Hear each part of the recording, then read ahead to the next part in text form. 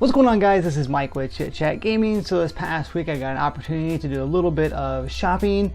I got some pickups here I kind of wanted to go over. Nothing huge, nothing really too exciting. Exciting for me, of course, because they're pickups and I wouldn't be purchasing them if I wasn't excited to get them, if that makes sense. So a few things I did get a chance to get.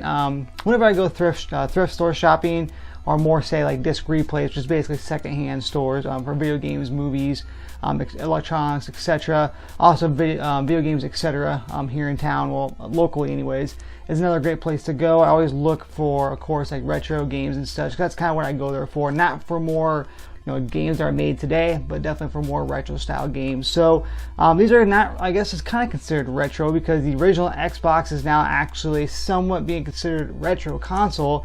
But I did indeed pick up a couple backwards compatible games for the original Xbox that you can now play on the Xbox One. I had the Xbox One X, and I'm told that does indeed enhance it, whether no matter what version of the Xbox you have. But I went ahead and I picked up a couple games that I don't actually have, and I actually haven't played one of these.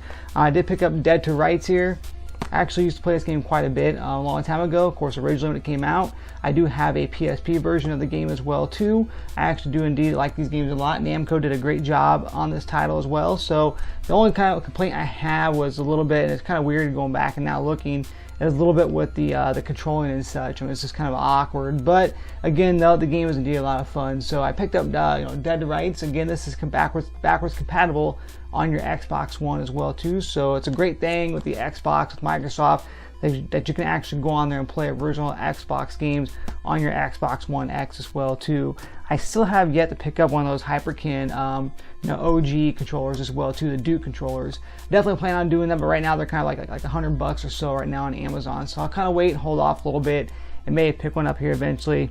Might have to go check Castlemania Games and see if he has any as well too. So definitely look forward to getting one of those.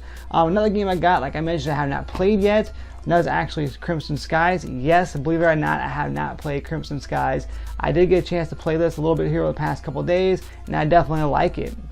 A lot of people are saying, like, giving it a lot of props, saying that the controlling is not hard at all. Usually when you get these kind of flying simulator type games or these flying games and such, they're the handling is very clunky.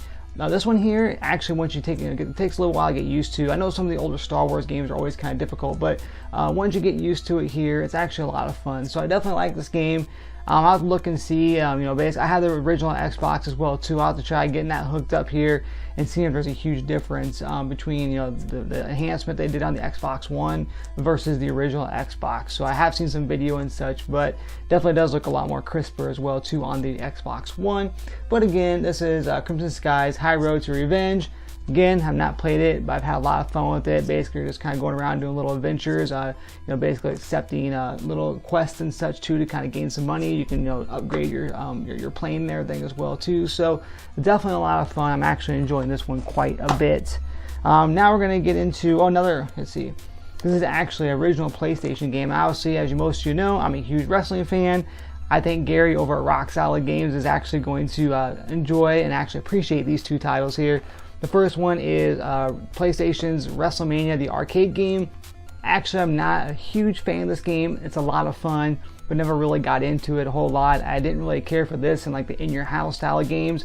They're more like the Mortal Kombat kind of like fighting style games as well too. They kind of wanted to kind of gear it towards that as well too. So definitely a different take on it. They only made a couple games like that. This one in your house, but it's still a lot of fun to have. And it's actually the old big box case here, the old Jewel big box case. Actually, when I first started playing the original PlayStation games when they first came out, my very first game I ever had was actually Ballerina to Shinden, and it was actually like the old like cardboard style box. It was actually pretty cool. I enjoyed it quite a bit, so I do appreciate this.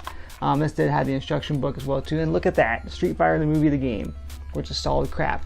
And this one even still has the little piece here, the little foam piece. So all right, so we got that.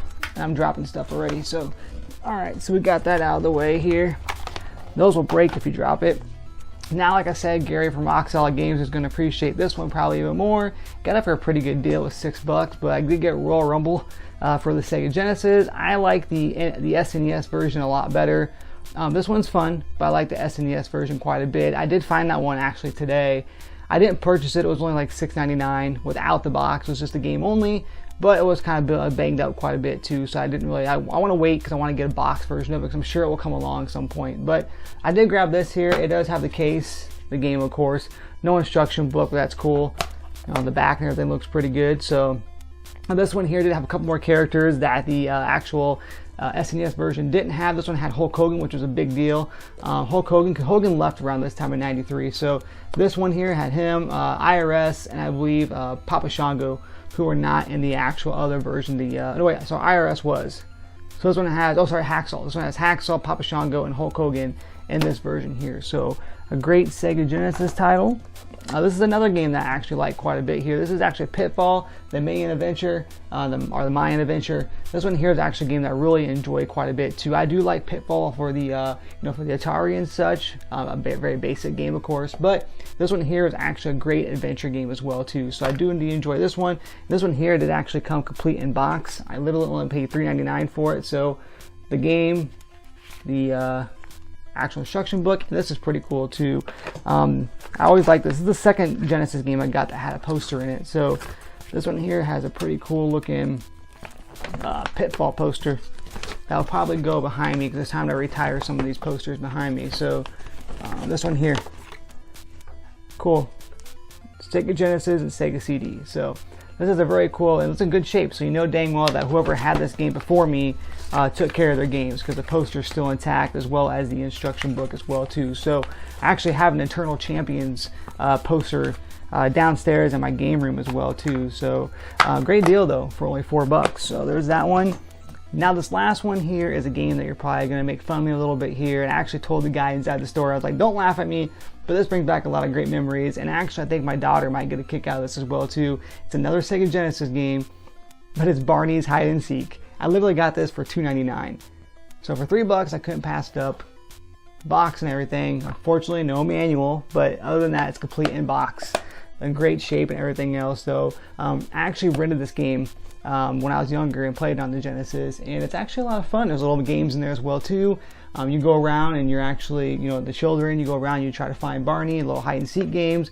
And it's got several other games as well too, and it's got a lot of different voiceovers and such too for Barney. So I think my daughter will have a lot of fun playing this, but not as much fun as I will reliving my childhood with this game. So yeah, so all in all, I literally got these 3 Genesis games for like under $15, like $13, something like that, for all 3 of these. So I actually got 3 great Genesis games I don't have.